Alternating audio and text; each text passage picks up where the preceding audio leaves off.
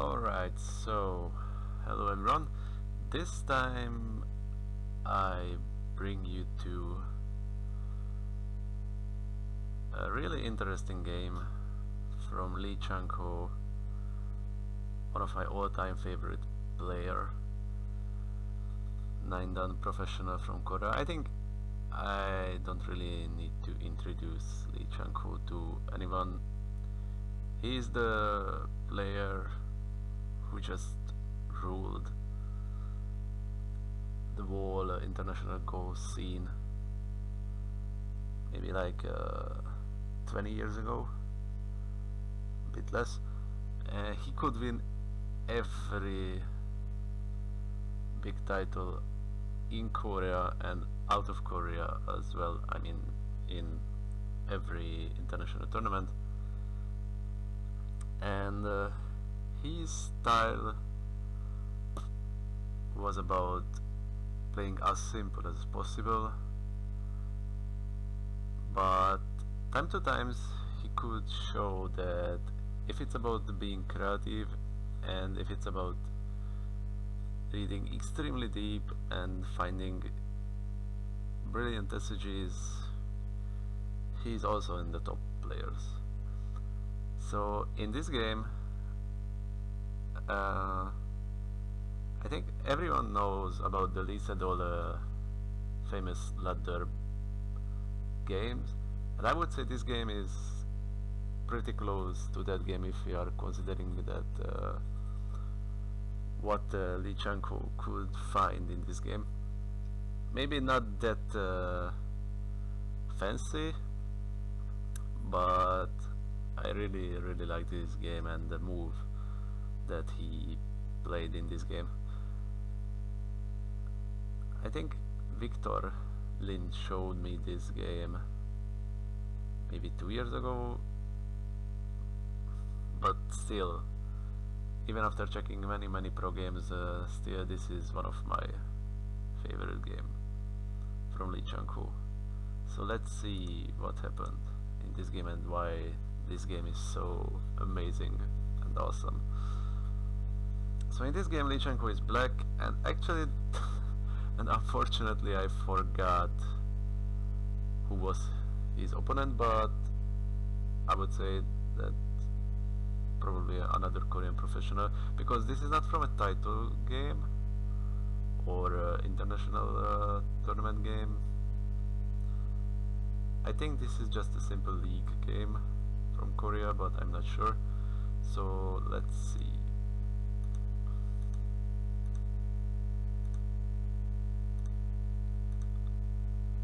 So here, this pizza used to be pretty famous a few years ago, and even nowadays it's played by a lot. And this move also, I mean, white has many options here, like jumping out, playing the tsuke. Even a few years ago this move was also possible. I mean, not a few years ago, maybe like 15 or 20 years ago, but nowadays it's considered a overplay. Some new moves appeared a few years ago, like this one line further, Ogema. I don't even know how they call this. Maybe not Ogema anymore because this is Ogema, but anyway, even the two space plus jump is possible, but usually this is the most common move to play, especially if white has a stone around D16, because that means that any ladder is good for white, but that doesn't mean that black has already a unfavorable position, but that's just a thing to consider. Also here black has a few choices, like pull it back, playing the ugly shape, the empty triangle, but the most common here is just to jump. And now white hane, connect back, and also extend here, and then white can connect like this. This is also joseki, but anyway we are not going through any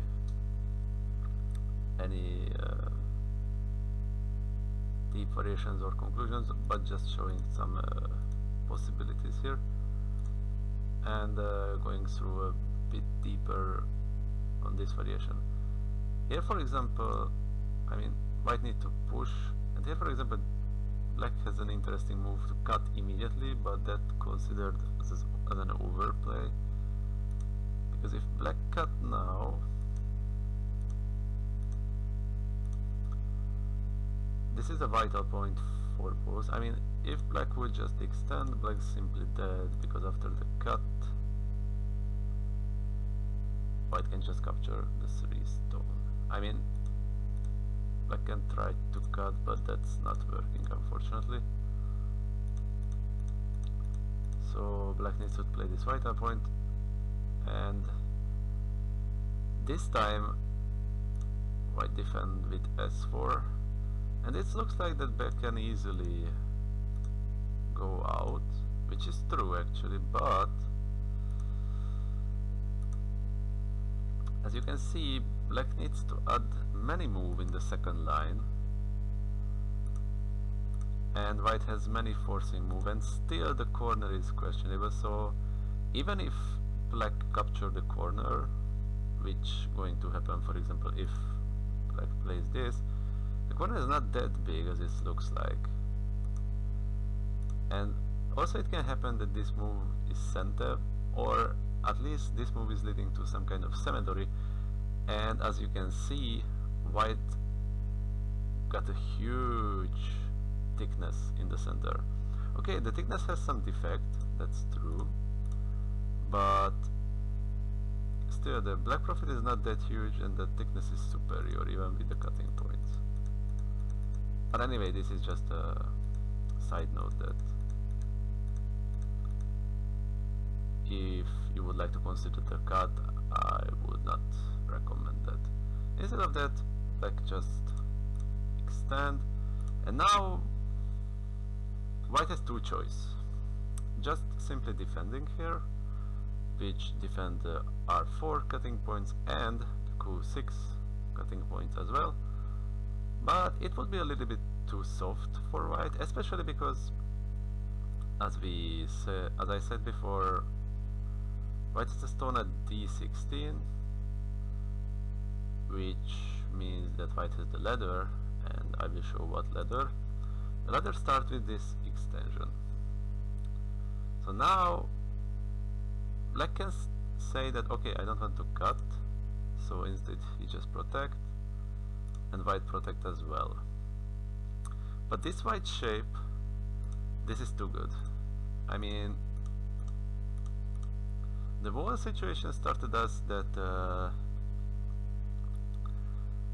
it was a black corner, white approached, black pincer, and now white has a pretty big corner. Also, it has a really good continuation at s9. Also, it has some s8. Sorry. Also, it has some good endgame around o2 or p1, and extremely thick, and it's even out in the center. Also, later maybe white can attack the q8 stone. So this is just this. Black cannot let this happen. So black need to cut here, even if the ladder is not good, and the ladder is starting like this. This time white don't play s4 as we mentioned in the previous variation, but play the atari, and now this is forcing move, and this is the actual game.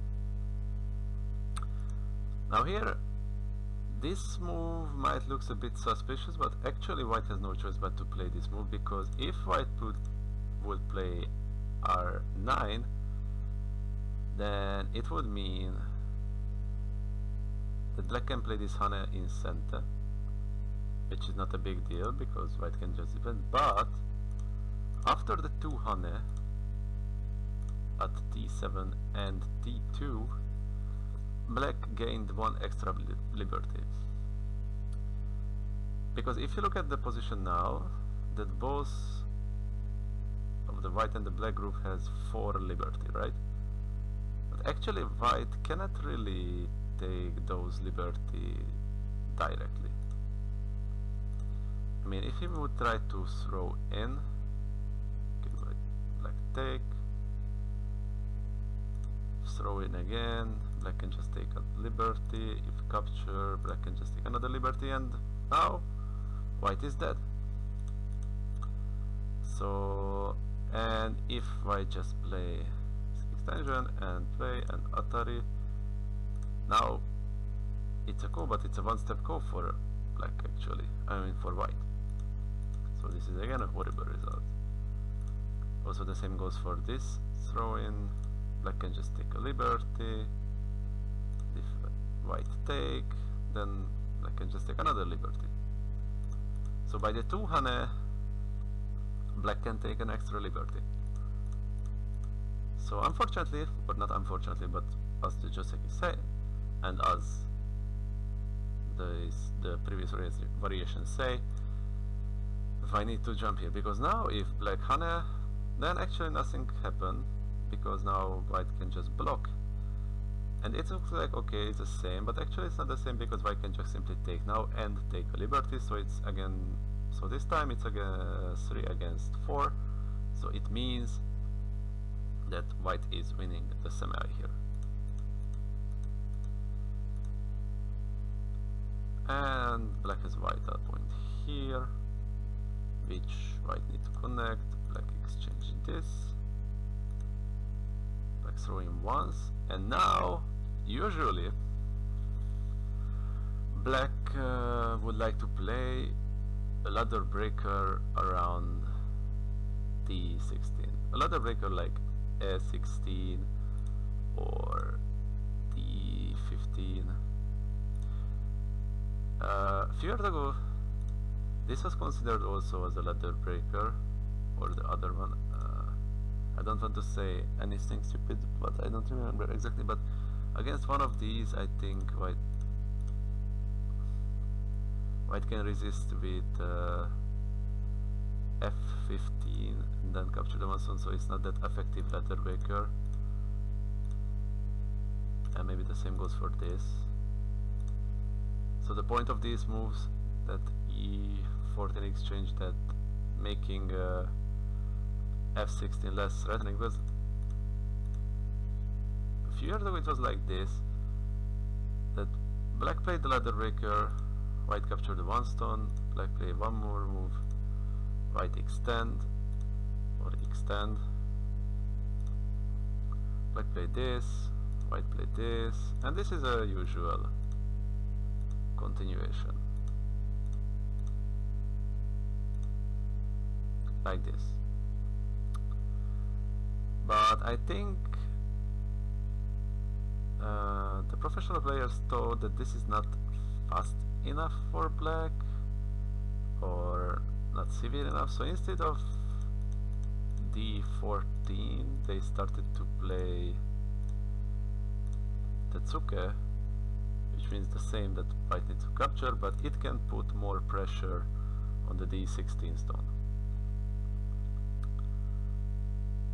But still, it's a game. It's a fuseki actually, even it might look messy in the lower right corner.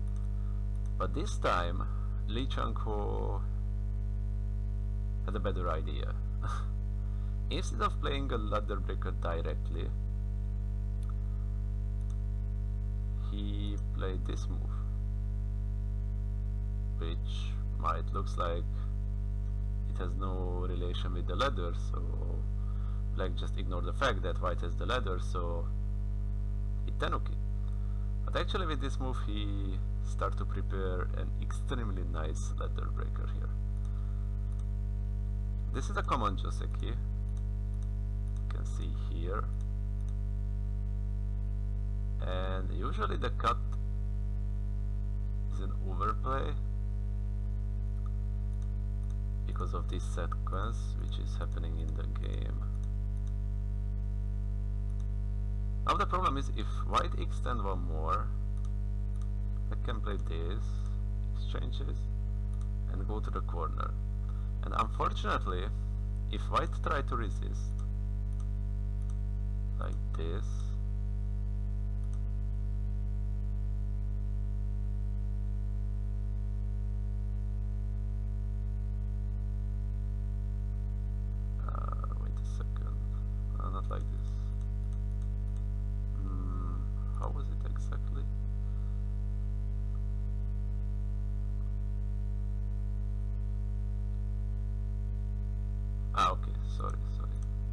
white not cut but play this. Yep. No, so opa. So like this, yep.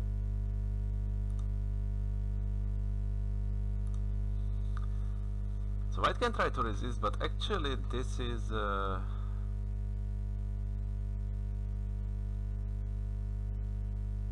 wait, it's not like that.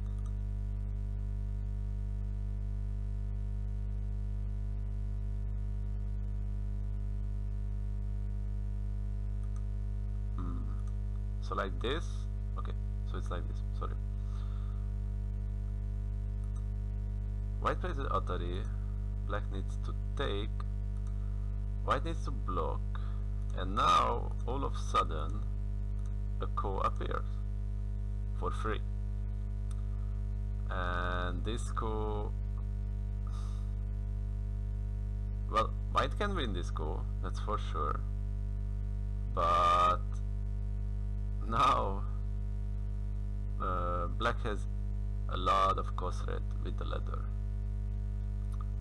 so this means that this ko is not possible for white. Also probably that black can say this and leave, but leaving here is not that severe as it looks like, because then white can just break through and then it's just enough for white, especially because black need to play b15 anyway to live. So yeah, this wouldn't be, I mean, it's like this. Sorry. If black going out and white connect, for example, maybe he can even push one more. Connect, and this is just dead, unfortunately. So it means that white can resist here, and it means that black cannot just live in the corner after this. Oh, sorry. Nope. So how was it? It was like this, right? So this should be a bad sequence actually for black. I mean, a pretty painful sequence. But but the thing is that white cannot really extend here because of this move and the ko, like this.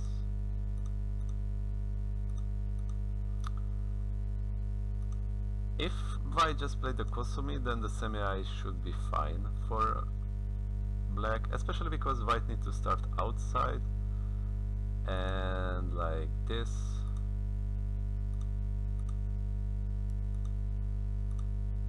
White has very few liberty. Actually white has like only 2 liberties. 3, but doesn't really matter at this point. So it means that white cannot extend but needs to play this move. However, this leads to the fantastic strategy. So first, white play his forcing moves, making sure that he doesn't miss any free moves. And now here comes the ladder breaker, which is kind of unexpected and which just show that Lee Changho is not just about reading the endgame like a computer or making the game as simple as possible or winning the game without doing anything, because Lee Changho was famous about that. Many of his opponents, when lost against him, they were like, okay, where I lost the game.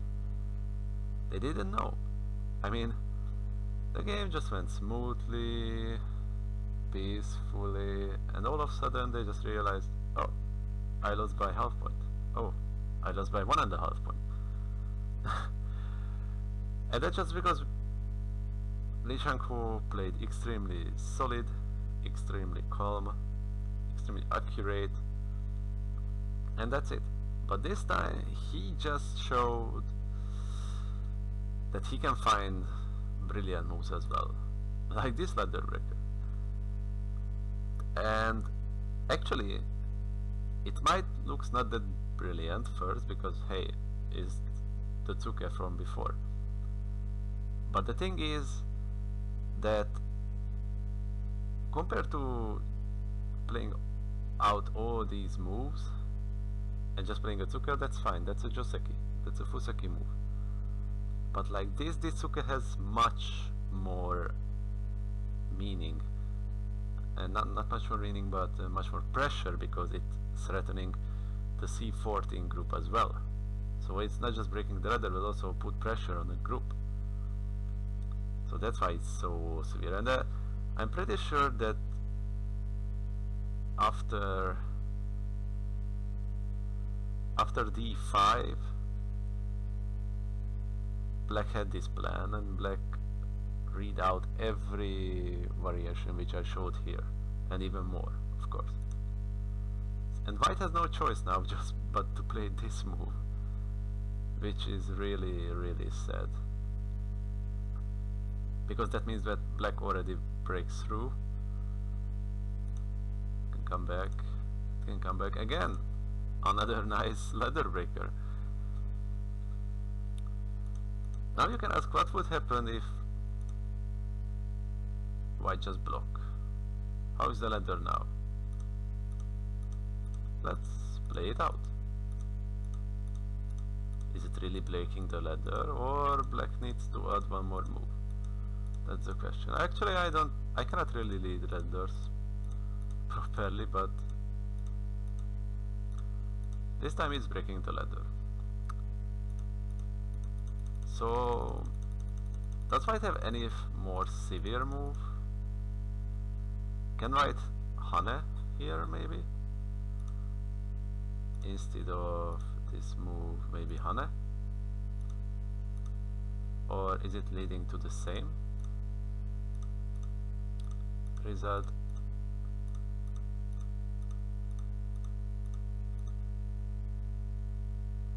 Well, White can Hane, but then it means, if we go back a little, that Black can Hane as well. And again, White is not any ahead in the situation. I mean, White didn't get anything with the Hane. That means that actually White has no choice but to play this move, which directly make the ladder working. But then again, White has no choice but to block, and Black has another ladder breaker, another painful ladder breaker for White. And again, White has no choice but to break the ladder directly, and this is starting to look like a comedy here, that that White has no actual move to resist, but just to making the ladder directly again working for him, to not losing the ladder here. And Black doesn't need to do anything but just simply continue his idea. And like this, and unfortunately again the ladder is good, because if White would just play this, again Black can capture the ladder.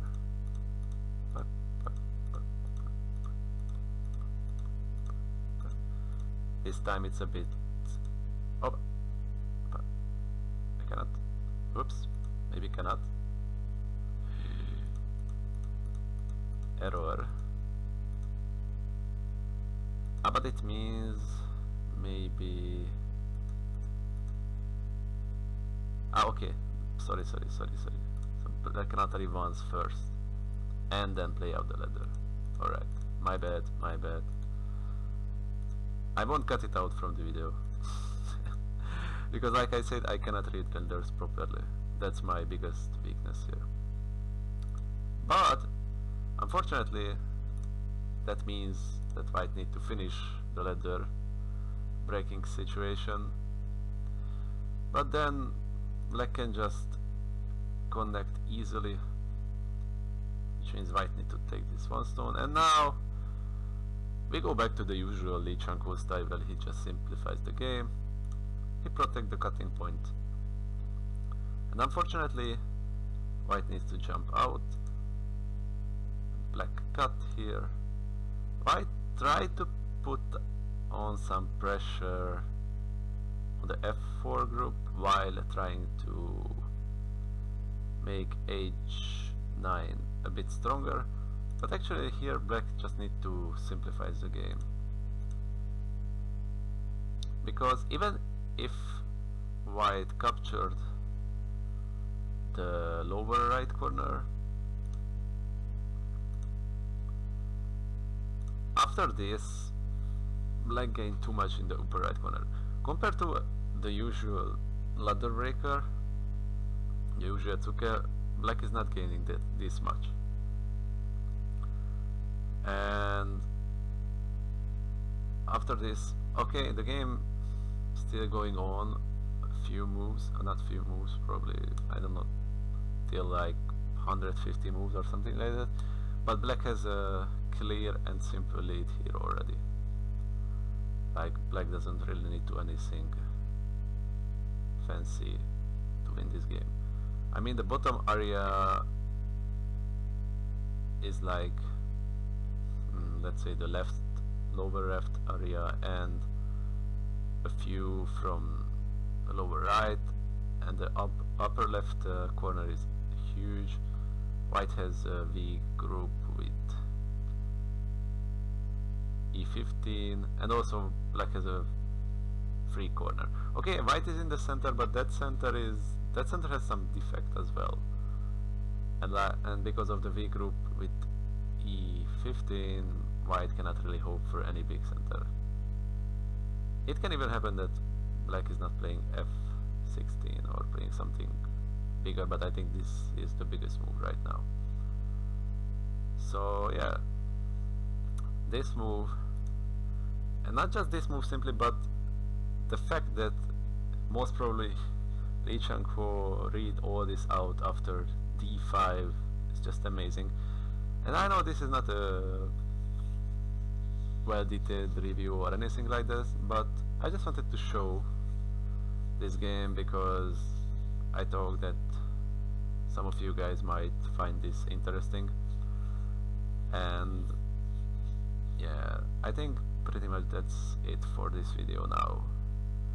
Hope you guys enjoyed it, and if you are looking for more this kind of video, feel free